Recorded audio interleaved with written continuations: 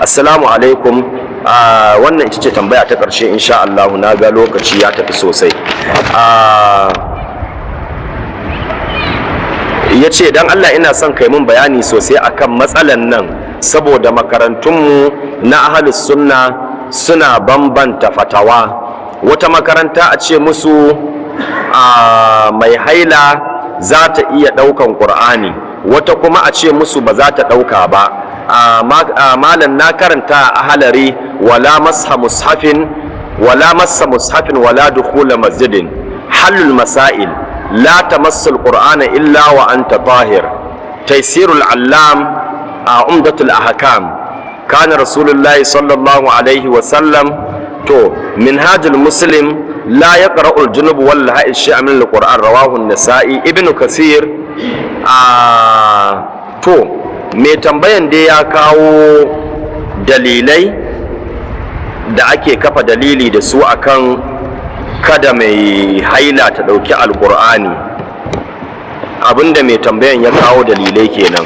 Na taɓa yin bayani akan wannan, kuma so da yawa na faɗa muku matsalolin da yake na saɓani na fikihu, in na zo na kan yi bayani a kai na wuce, domin duk cikinmu babu wani gwani wanda yanzu zai zo ya warware sabanin da ake a daina sabani.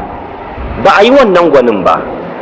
Duk malamin da kaji ya zo ya ba da fatawa, in dai malamin sunna ne, yana ƙoƙarin ya kusanto maka da sunna, kuma ya faɗa ma fahimtar shi ne, shi kenan. Amma babu wani malami da yake da wani magic stick wanda zai zo ya buga kowa ya ji kawai ya gamsu shi kenan an daina sabani. Sabani ba a daina shi, sai dai mu wa mutane bayani, mu ce ga abin da yake nan, shi kenan sai mu tsaya a nan. Kuma bayani, na yi bayani sosai akan wannan matsala. Ina ji ma da akwai cd da na ce a fito da shi akan matsalolin haila.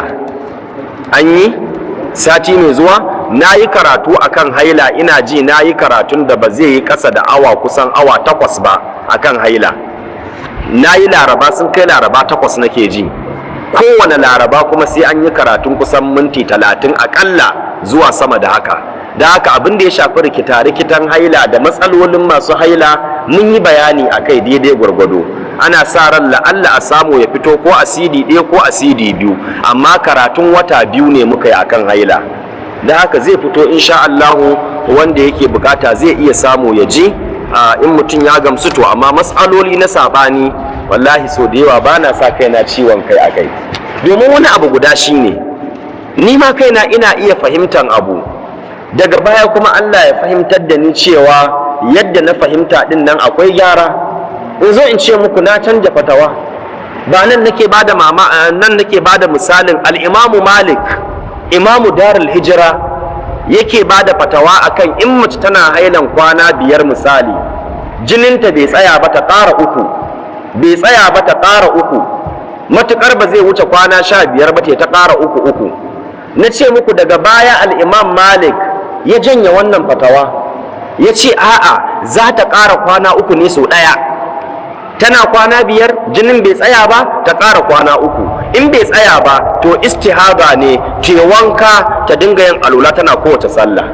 To al-Imam Malik ya ba da fatawa, daga baya kuma ya dawo ya ce a'a kai ayi kaza ne. To don menene mutum zai tsaya ya ta faɗa akan fatawa? Kai dai kai ƙoƙarin neman gaskiya, kuma duk abin da za ka yi kar ka sake ka kawo sabon ra'ayi a cikin addinin Allah. Duk abin da za ka faɗa ya zamana ka yi aiki da maganan al-Imamu Ahmad, la taqul ma laysa laka fihi imamun. Kar ka sake ka faɗi maganar da in an ce cikin malaman sunna wani ya faɗa za ka fara so sakeya, ka ce kai dai ka fahimta ne. To ba a son wannan. In dai ka yi riko da malaman sunna, to wannan shi kenan lafiya lau. In ka gane kuskurenka daga baya ka gyara, dama can din ma ba kai ka kirkire ta ba. Allah subhanahu wa ta'ala ya sa mu dace. Abinda zai samu kenan. Wala'alla waɗannan akwai tambayoyi kaman guda 3 da zan rike su, insha Allah sati mai zuwa zan dawo na karanta su saboda lokaci. Abinda muka karanta daidai Allah ya ba mu ladan shi, abinda muka kuskure kuma dama mu masu kuskure ne. Muna fata Allah dan tsarkin sunayen shi Allah ya yafe mana. Allah ya nuna mana gaskiya ce ya ba mu ikon bi, ya nuna mana kuskure ne ya ba mu ikon kaucewa kuskure.